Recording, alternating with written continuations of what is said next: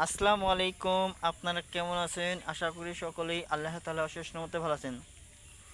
প্রিয় দর্শক, আমাদের এই চ্যানেলের পক্ষ থেকে আপনাদেরকে জানাই আন্তরিক শুভেচ্ছা ও প্রীতি ভালোবাসা। প্রিয় ভাই ও বন্ধুরা, আপনারা যে গাছটি দেখতে পাচ্ছেন এবং পাতাগুলো দেখতে পাচ্ছেন, এই পাতাটির নাম হচ্ছে খারপনের পাতা। তো আপনারা হয়তো খারপনের পাতা সম্পর্কে আপনাদের ধারণা নেই, বা যাদের ধারণা রয়েছে তারা কিন্তু এই পাতাগুলো দেখা মাত্রই চিনে ফেলেছেন। তো আমি আজকে যে জায়গায় এসেছি সেই জায়গা হচ্ছে কৃষকদের একটি জমির পাশে এই খারপনের পাতাগুলো হয়েছে। তারা কিন্তু এই খারপনের পাতা চাষ করেনি কিংবা রোপণ করেনি।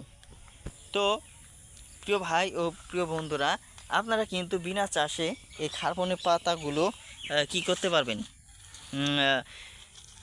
এনে শাক হিসাবে খেতে পারবেন। তো বন্ধুরা, শাক হিসাবে খেতে হলে অবশ্যই এই শাকগুলো ভালোভাবে সিদ্ধ করে নিতে হবে।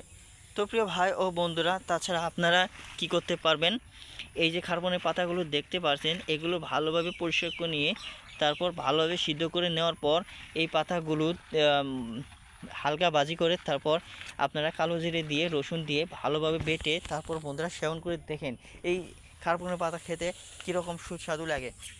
তো যারাই এই কার্বনের পাতা খেয়েছে তারাই বুঝতে পারবে কার্বনের পাতার মধ্যে কতটুকু খাওয়ার উপকারী সুস্বাদু রয়েছে। তো প্রিয় বন্ধুরা, আমি বলতেছি তার কারণ হচ্ছে আমি নিজেও এই কার্বনের পাতাগুলো খেয়েছি, সেজন্যই আমি বুঝতে পেরেছি যে কার্বনের পাতা খাওয়া কতটা জরুরি এবং কি কতটা সুস্বাদু হয়ে থাকে। তো অবশ্যই আমি আপনাদেরকে এই কার্বনের পাতা খাওয়ার জন্য অনুরোধ জানাচ্ছি। ধন্যবাদ আপনাদেরকে।